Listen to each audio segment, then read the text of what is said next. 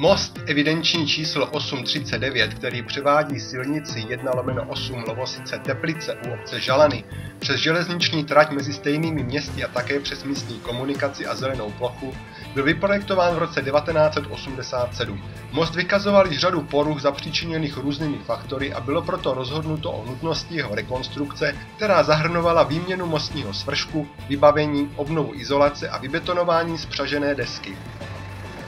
Pilíře mostu tvoří železobetonové kruhové stojky o průměru 2,5 metru s oboustranně vyloženými stativy průřezu obráceného T.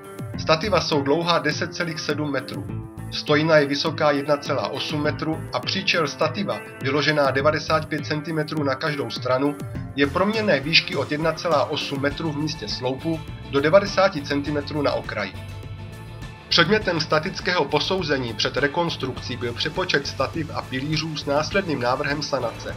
Výpočty prokázaly, že pro únosnost stativa je rozhodující zajištění přenosu sil z konzol do stojiny obráceného T a že únosnost stativ v těchto místech je díky poškozené výstuži nedostatečná. U krajních dvou ložisek bylo proto doporučeno provést zesílení v podobě vlepení vodorovných a svislých železných prutů průměru 32 mm v celkovém počtu 12 kusů na jeden pilíř. Uchycení vrtací techniky bylo provedeno rozpěrnými ocelovými kotvami OMO.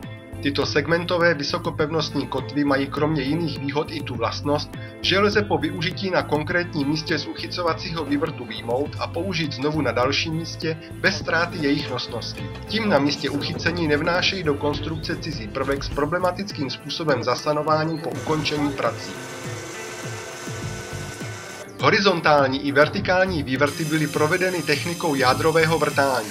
Celkem bylo zapotřebí provést 24 vertikálních vrtů nad hlavou o délkách 2,42 až 2,76 metrů a 24 horizontálních vrtů celým průřezem příčelí stativa obráceného T o délkách 2,51 až 2,90 metrů. Vrty byly provedeny o průměru 40 mm a délka nástrojů byla až 3 metry. Vzhledem k již tak problematickému stavu stávající výstuže bylo nutné zajistit, aby při vlepování zesilující výstuže nedošlo k porušení původní výstuže. Před zahájením vývrtu byla proto v místě plánovaných vrtů lokálně odhalena povrchová výstuž a umístění vrtů bylo rozpočítáno tak, aby se zajistilo, že při vrtání nebude přerušena žádná výstuž u povrchu stativa. Tato zkušební místa pak byla po dokončení vlepování výstužních tyčí sanována tyxotropní sanační maltou.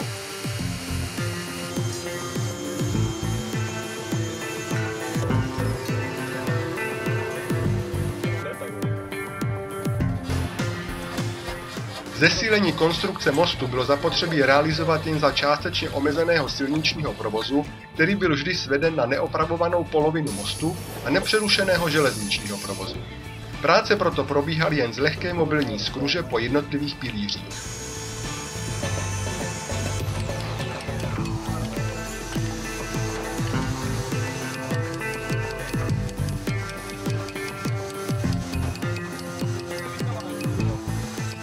U vertikálních vývrtů, zvláště na jejich konci, bylo zapotřebí vyjmutí vyvrtaného materiálu odlamovacím přípravkem a následná kontrola správné hloubky vývrtu dle umístění vrtu ve stojině.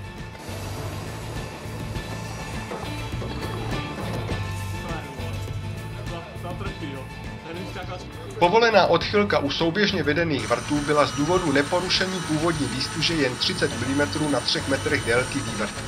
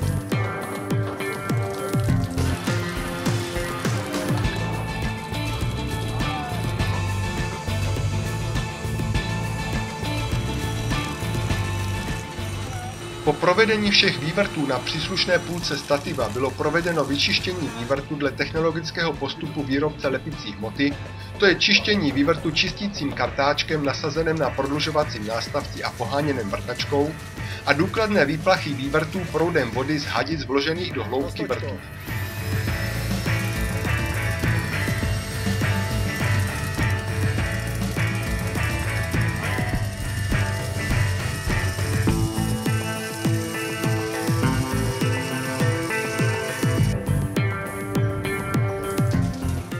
Poslední částí před lepováním tyčí pak bylo vyfoukání vývrtu tlakovým vzduchem s tryskou.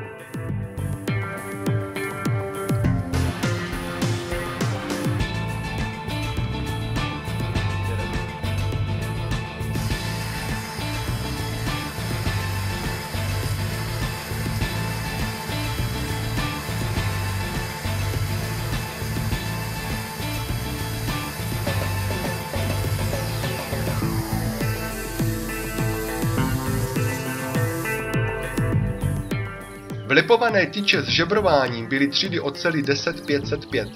U tyčí vlepovaných do vertikálních vrtů byl jeden konec opatřen navařenou přitlačnou deskou 15x15 cm.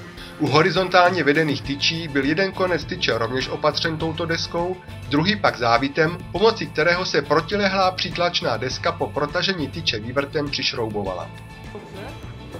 Do horizontálních i vertikálních děr byla použita projektem doporučená lepicí hmota HIT RE500 s tixotropními vlastnostmi. Do vývrtů byla z aplikační směšovací pistole dopravena přes prodlužovací nástavce a aplikační koncovku a postupným vytahováním ze dna vývrtu bylo injektováno vypočtené množství.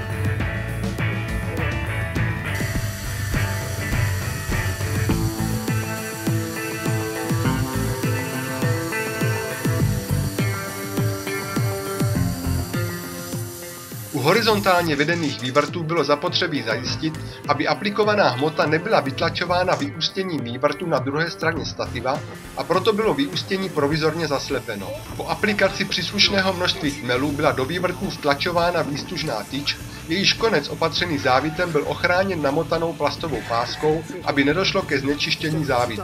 Po otáčením tyče bylo zajištěno celoplošné rozmístění lepicí hmoty mezi vývrtem a výstuží.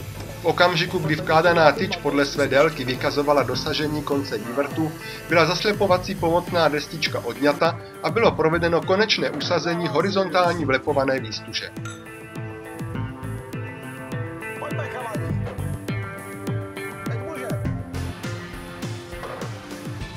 Po vytvrdnutí lepicí hmoty byla provedena sanace odhaleného povrchu v okolí vývrtu a současně vyplněn prostor pod podložnou destičkou vlepované tyče vysokopevnostní cementovou maltou s rozptýlenou polypropylenovou mikrovýstuží. Po zatuhnutí malty byly všechny vyčnívající kovové části opatřeny antikorozním nátěrem. Přestože vrty o délkách kolem 3 metrů nejsou vzhledem k dřívější realizaci i 12-metrových vrtů nějak zvláštní, byla vlastní realizace vzhledem k okolnostem a způsobu provedení náročná na přesnost a preciznost provedených prací. V roce 2015 již více jak 5letý provoz na opraveném mostě exponované spojnice mezi Lovosicemi a Teplicemi bez výskytu vad a statických problémů ukázal správnost provedených výpočtů, vhodně zvolený způsob řešení problému i dobře provedenou realizaci.